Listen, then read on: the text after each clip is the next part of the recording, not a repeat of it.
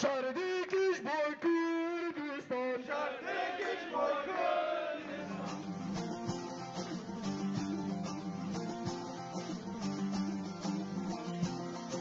Şeyh Maksut ve İşrefiye mahallelerine yönelik aralıksız biçimde sürdürülen saldırılar açık ve tartışmasız bir insanlık suçudur.